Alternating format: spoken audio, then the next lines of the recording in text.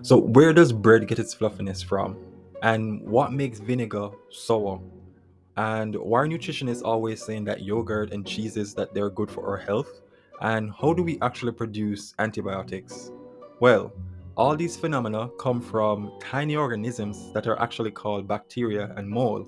Bacteria are responsible for everything from the delicious food we enjoy to the intricate balance of our gut microbiome and even some challenges we face with medicine. But how can such minuscule organisms have such a great impact over our palate, our health, and even the medicine that we use? Alright, firstly, let's get something straight. There are millions of different types of bacteria and mold, and typically they can grow very fast and they're like mini chemistry labs that can produce many chemicals, and they do a lot of interesting conversion of substances that they intake. And we can also categorize them as good bacteria that provide some benefits or bad bacteria, better known as pathogens, which cause various diseases. So, for example, Staphylococcus aureus is a major human pathogen that is responsible for a wide range of infections. And these infections they can range from mild skin infections to severe life-threatening infections. So when we talk about foods like vinegar, cheese, and yogurt, we're talking about fermentation, in which we're using one or few specific types of bacteria to cause changes in the food in a controlled manner. So fermentation is different from food spoilage, in which it involves dozens of bacteria and mold, and it's contaminating the food from the environment and it's forming putrefying chemicals. If we take, for example, vinegar, which is produced from a specific type of bacteria that's called Acetobacter aceti, and something you should also note is that bacteria is not what's solely responsible for these changes that we may observe in food, but the tiny factors in them that are called enzymes. And these enzymes they are crucial for the sourness and acidity of vinegar, as alcohol is converted into acetic acid.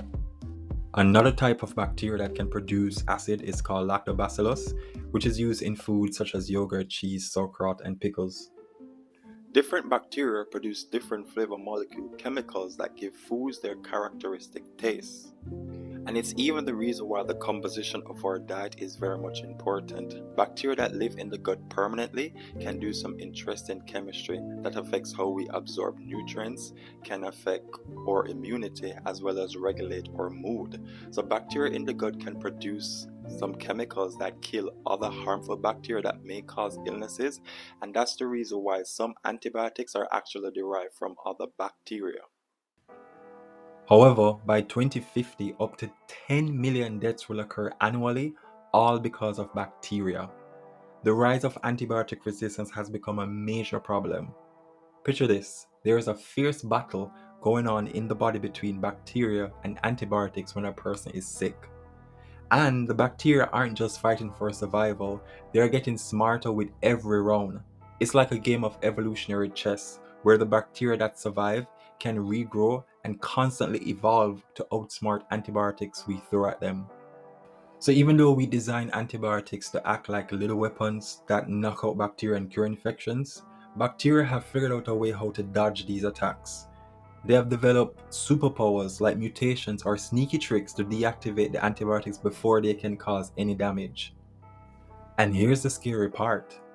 The more we use antibiotics, it's the more these bacteria can adapt and become resistant.